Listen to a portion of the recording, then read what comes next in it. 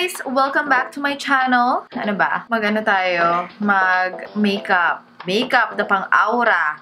Yes! Siyempre, di ba? May mga times na kailangan nating maura din. Siyempre, minsan kailangan mo din mag-feeling maganda, ganyan, pang-aurahan. So, ito, tuturuan ko kayo kung paano mag-makeup ng pang-aurahan. Simulan na natin. Siyempre, pag gusto mong umaura, be, sa labas, na siyempre mag-sleeveless ka din, di ba? Ipakita mo yung konting skin, ganyan. Kaya ako naka-sleeveless ngayon, tsaka naka-choker.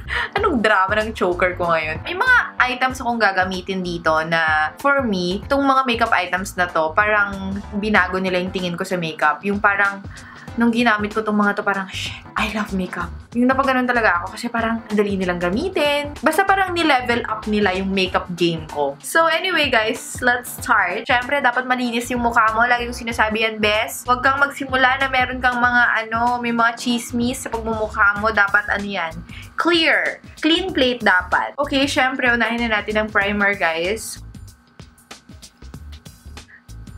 So, okay, ngayon, syempre yung foundation na, since tapos na akong mag-apply ng primer as usual, yung iba inuuna nila yung eyeshadow, okay lang, sige, fine. Pero ako kasi, gusto kong inuuna yung foundation talaga kasi para mag-set na siya. First item ko na feeling ko nakapagbabago ng aking makeup game is itong Benefit Dew the Hoola na liquid. So, ito yung liquid form ng Benefit Hoola Bronzer. Pwede mo siyang i-mix with any foundation or any BB cream kung masyadong light. Pero hindi na siya, diba? Hindi na siya super light. Today, I'm using a BB cream as my foundation since lagi akong gumagamit ng usual foundation. So, ayan. Lagay mo na lang dyan, best. Bango niya, itong Dew the Hoola. Sobrang bango niya. Ayan, itago na natin ang mga malas sa pagmumukha. Sprayan ko lang ng konting water. Mga nagtatanong sa akin, Miss Michelle, ano ba ang foundation pag medyo acidic yung skin? Lahat naman ng foundation pwede nyo pa rin gamitin pagka acidic yung skin nyo, guys. Level up lang sa shade. So, mag 2 shades lighter ka lang or 1 shade lighter. Depende na sa'yo kung anong gusto mo. Gusto ko na medyo, yun nga, medyo light yung foundation ko kasi parang hindi na ako masyadong mag-highlight, diba? Para contour na lang. Ngayon naman, guys, ang usually na ginagawa ko is nilalagyan ko lang ng konti-konti lang na concealer sa aking under eye area para lang sure na hindi makita yung eye bags. Yung mga angels ko dyan na namumroblema sa dark under eyes, ito na yung sagot. So now, guys, I'm just gonna set my foundation.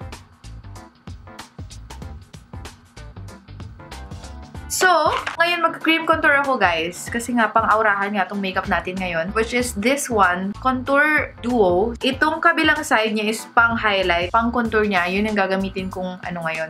So, isa to sa mga items na level up niya yung pag-makeup ko kasi sobrang dali. Kasi, di ba, dati gumagamit ako ng brush para ilagay yung cream contour. Ngayon, tingnan yung mangyayari. Pa! O, di ba? Igaganon mo na lang. Bilis lang. So, lagyan mo yung panga. Tapos, ito din. Yung side na to ng mukha mo. Tapos, konti sa nose area. Kalimutan yung noo mo, besh. Yan. Diba, ang dali lang. Hindi na ako, hindi ko na kailangan gumamit ng brush. Kasi dati gumagamit ako ng brush eh. Kuha lang ulit ako ng ang aking blending brush para i-blend yung ating nilagay na contour. Kahit na cream contour siya, super natural lang niya pag blend muna. Kaya nga sabi ni Miss Yel, diba, huwag ka nang mag-diet, best. Mag-contour ka na lang. So, let's blend the other side. Ang dali lang, grabe. Ang dali niyang i-blend. Magko-contour powder na ako. Siyempre, set nyo rin yan with contour powder. Hindi pwedeng ganyan lang yan, best. So, ang gagamitin ko ngayon is tong Hoola Bronzer ng Benefit sa aking Chikathon palette na sobrang bango. Naalala nyo to? Ito yung ginamit namin ni Reese nung ginawa niya yung makeup ko, diba? So, ito yung ginamit namin.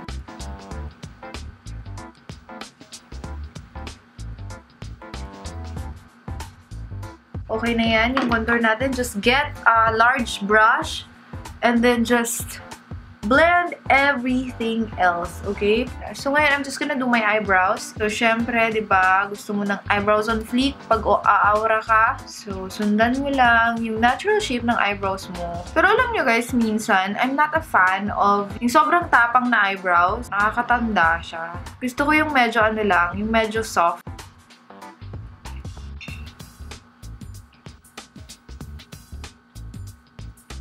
Tapos ngayon, yung highlight end, yun ang gagamitin kong pang-highlight ng aking eyebrows. Para mukhang mataray. Hindi tayo pwedeng magmukhang mataray. Dapat mukha kang mabait. Kahit hindi naman talaga. Charot lang. Tapos na ako with my eyebrows. Now, I'm just gonna do the eyeshadow. So, ngayon, gagamit lang ako guys ng color na ganito. Itong parang brown lang siya. Sana mapansin ka na ni Crush. Dahil sa makeup na to. Posibleng hindi ka pa niya mapansin. Kung hindi ka pa niya mapansin, ewan ko na lang. Maglalagay lang ako ng konting ano lang, super light lang na eyeshadow. Para lang siyang ano, pearl. Lagay mo lang sa gitna ng eyelids mo. Kayo na bahala mag-blend ng mga sarili nyong colors na gusto. Basta dapat simple lang, guys. So, matagal na akong hindi hindi nag-winged eyeliner. Alam nyo yan? Dahil aura tayo, mag-winged eyeliner tayo para lumaki, humaba yung mata natin. So, after nyo may lagay yung pack na winged eyeliner, guys, syempre, curl nyo na yung lashes. Nasa sa inyo na yan kung gusto nyo gumamit ng false eyelashes. Pero dahil gusto kong umaura ngayon, dahil gagamit ako ng false eyelashes, walang makakapigil sa akin. Kakabit ko lang po ang aking false eyelashes. Magbabalik ako. Wait lang. Biglang nagbago na ang aurahan. Sa lower lashes natin, wala na akong ilalagay para hindi naman masyadong matapang tong eye makeup. So, maglalagay na lang ako ng konting mascara. A little bit of blush. Konti lang guys yung blush na ilalagay mo ha. Kasi mag-strong lip ako ngayon. Very natural lang na blush yung ilalagay mo. So, there you go. Becca highlighter. Oh my gosh. Guys, kung alam nyo lang kung gaano to kaganda pang highlight. Ay, girl. Parang magbumukhang basa yung mukha mo. Alam mo yung hindi lang siya parang mukhang nalagyan lang ng pack highlighter, ganon. So, dinala ko to sa Bali. Ito yung ginamit kong pang highlight dun sa sinabi ko na nag-highlight ako ngayon. O, diba?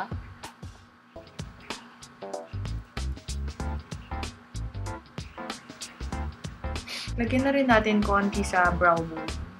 So, syempre for the lips, I'm only gonna use my favorite lip product as of the moment. So, pipili lang ako ng magandang shade for this look. But I wanna go dark. So, I wanna use the combination of Brooke and Olivia. So, ayan siya. Paghahaluin ko silang dalawa. So, these are both from Colorette Cosmetics. One glide lang. Makikita nyo na yung color. Ready na ba kayo na magbago tong look na to? So, you can go nude or you can go kahit anong color na gusto nyo. So, it's up to you guys kung anong finish yung gusto nyo. Kung gusto nyo ng medyo glossy, okay lang din. Like this right now. But, if you want to make it matte, it's super easy. Pwede kayong gumamit ng translucent powder para matanggal pa yung yung shine niya. Pero kung tinatamad kayo guys na gumamit ng powder, pwede namang tissue na lang. Tapos, kung gusto nyo pa siyang dagdagan, pwede pa rin. Para mas perfect pa yung color. O, diba? Biglang nagbago yung biglang nagbago yung aura. So, kanina parang mukha siyang good girl. Tapos ngayon, medyo na siya, maangas na siya. So, ito na po guys, yung finished look. So, sana nagustuhan nyo at sana maintindihan nyo tong nandito sa harap ko ngayon kasi feel na feel ko siya. Hindi ko alam kung bakit ko pinush talaga yan. But anyway, nasa sa inyo naman kung paano nyo i-style tong look na to. Basta for sure, pang-aura talaga siya. Okay, ito na yung ito na yung look na mapapatingin talaga sa inyo yung mga makakasalubong nyo or yung mga boys na nandyan sa paligid. So, aura na best. For sure, uuwi kang happy sa look na to. So anyway guys, thank you for watching this video. Lahat ng information nandyan sa baba. Lahat ng mga ginamit kong items, ilalagay ko sa description box. And lalong-lalo na yung mga minention ko kanina ng mga nagpa-level up ng aking makeup game. Yung mga game changers na makeup item kanina, ilalagay ko yan lahat sa description box. So don't forget to check that out. And of course, huwag niyo kalimutan na ilagay sa comment box kung may mga request man kayo ng mga makeup looks. Thank you guys for watching and see you on my next makeup tutorial. Bye! Mwah!